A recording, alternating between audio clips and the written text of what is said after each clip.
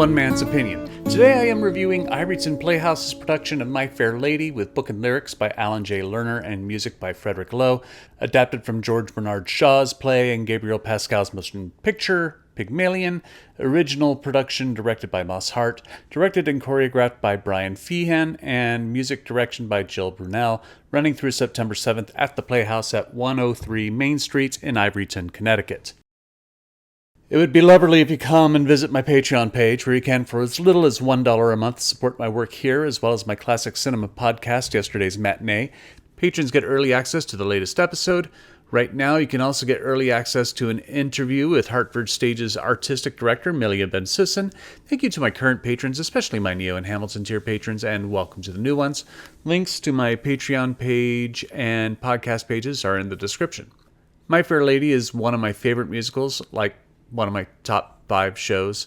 Lerner and Lowe's score has some of the most memorable songs ever written for theater, while honoring the nearly flawless work by George Bernard Shaw's play Pygmalion, about flower girl Eliza Doolittle, played by Claire Marie Spencer, a lower-class flower girl who by chance meets phonetician Professor Henry Higgins, played by Trevor Martin, and starts studying with him on how to become a proper lady, focusing primarily on how to speak proper genteel English, transforming her into a woman of grace and polish.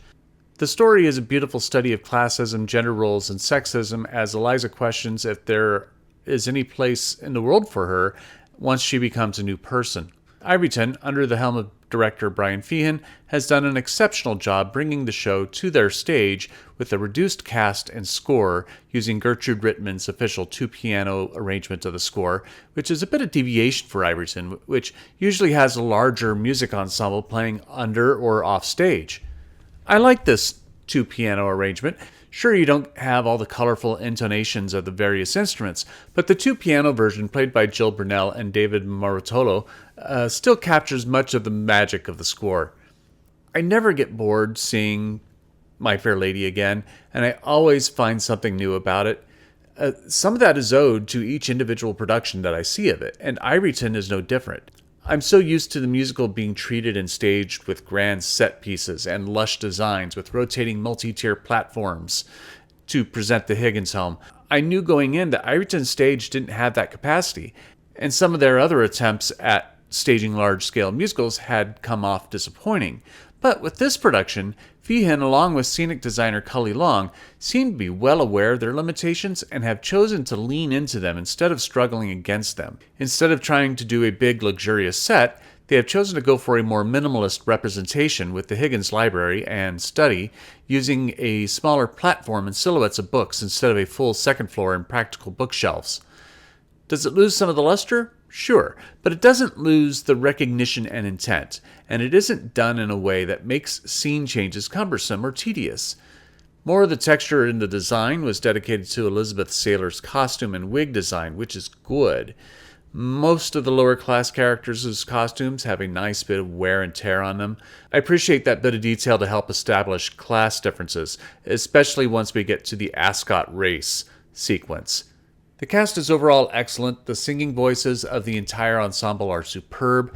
Claire Marie Spencer is radiant as Eliza Doolittle, filling the character with degrees of street smarts mixed with intellectual naivete, sensitivity mixed with brassy fortitude. Her I Could Have Danced All Night was particularly charming. The best performance of the night goes to Scott Mikita as Eliza's father, Alfred P. Doolittle, whose charisma thoroughly charmed the audience with his 2 standout numbers, With a Little Bit of Luck and Get Me to the Church on Time. I have a friend who is a piano player in New York, and he once told me that Henry Higgins and Colonel Pickering are the 2 most closeted gay men in Broadway history. Well, I don't know about Higgins, but Pickering, with Joe Dellger's performance, has him falling full out of the closet.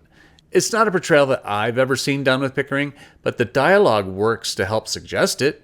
Like, Pickering knows where to get a dress for Eliza, and it's played to imply that Pickering may be going to that shop for his own pleasure from time to time. Another instance is during Higgins' song A Hymn to Him, where Higgins sings about all the great attributes of men, which Dellger plays with a degree of implied sexual gratification. It works and adds a different layer to the Pickering-Higgins relationship that I haven't seen done, at least to this extreme, before. Speaking of Higgins, Trevor Martin gives the most emotionally charged performance of a Henry Higgins I've ever seen. Most of the stoic facade that masks the almost abusive qualities of Higgins is stripped away in Martin's performance. This may not appeal to people who may prefer a more subtle performance of Higgins, and personally, yeah, they aren't the acting choices I would have made for the character, but it's something about live theater and seeing new productions of classic pieces that you can see new interpretations that, though different, can work in their own way. The one thing that was a bit inconsistent, though, was Martin's accent for Higgins, which I think some of the acting decisions for the character adversely affected how he was able to sustain that accent as his voice fluctuated in pitch. This was problematic as the character is supposed to be the best speaker of the English language in the world, at least as far as he is concerned. It affected the believability of the character of Higgins for me. Ivoryton's production of My Fair Lady is not the grand spectacle musical that people may be familiar with, but Feehan and his team have created a sleek, trimmed-down production that, though it doesn't have the scale you might be used to, still captures the essence of what makes this musical great, with spot-on vocals and delightful performances by everyone. There may be a couple of choices that I didn't think worked, but for the most part, this is a success for Ivoryton. But I am only one man's opinion, so be sure to leave yours in the comments below. If you'd like to see My Fair Lady, I will leave a link in the description where you can get tickets. Also in the description will be links to my Patreon and podcast pages, as well as my social media handles where you can support my work. You can also support me by liking and sharing this video, subscribing to the channel, and clicking the notification bell to be alerted to future reviews. My next review will be Jeff Ross, Take a Banana for the Ride on Broadway.